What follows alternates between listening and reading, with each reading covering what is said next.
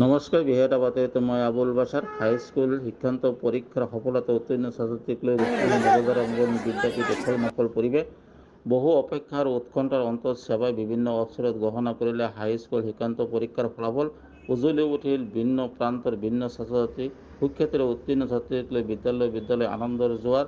অসমৰ বিভিন্ন প্ৰান্তৰ সমান্তৰালভাৱে ৰূপৈহাটৰ নৱজাগৰণৰ বিদ্যাপীঠত উত্তীৰ্ণ ছাত্ৰ-ছাত্ৰীক লৈ উখল-মাখল পৰিৱেশ।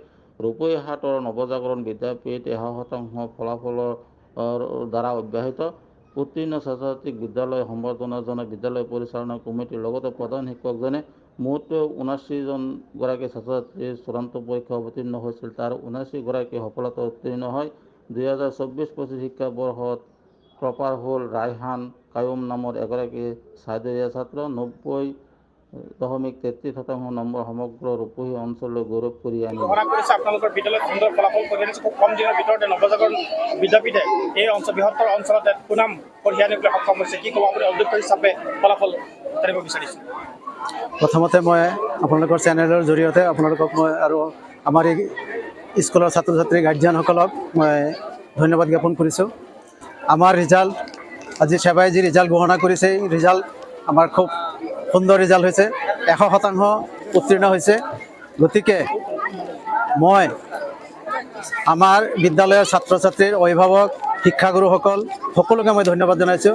আমাৰ এই বিদ্যালয়ৰ কম দিনৰ ভিতৰতে আমাৰ এই বিদ্যালয়ৰ শিক্ষাগুৰুসকলে অতি দক্ষতা সম্পন্ন শিক্ষকসকলে পাঠদান কৰি তেওঁলোকে যি সুনাম কঢ়িয়াই আনিছে আমাৰ বিদ্যালয়ত, তেওঁলোক সঁচাকৈয়ে তেওঁলোক ধন্যবাদৰ পাত্ৰ। আমাৰ এই অঞ্চলত খুব সুনাম কঢ়িয়াই আনিছে। গতিকে তেখেতক মই মোৰ অন্তৰস্থলীৰ পৰা ধন্যবাদ জ্ঞাপন কৰিছোঁ।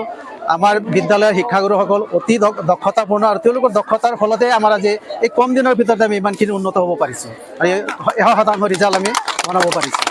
গতিকে মই সকলো শিক্ষাগুৰুসকলকে আৰু লগতে আমাৰ বিদ্যালয়ৰ যিসকল এই ছাত্ৰ ছাত্ৰীৰ অভিভাৱিকা আছে তেওঁলোকেও আমাৰ লগত যোগাযোগ কৰা, তেওঁলোকৰ লগত যোগাযোগ কৰি আমাৰ স্কুলৰ যি কৰ্তৃপক্ষ, এই কৰ্তৃপক্ষৰ মেনেজমেণ্ট ডিৰেক্টৰ তেখেতেও মানে প্ৰত্যেক ছাত্ৰ ছাত্ৰীৰ ঘৰে ঘৰে গৈ তেখেতৰ যি তেওঁলোকৰ লগত যি আলোচনা কৰেছপণ্ডেঞ্চ কৰিছে, কৰাৰ পিছত তেওঁলোকৰ লগত যিখিনি তেওঁলোকক মানে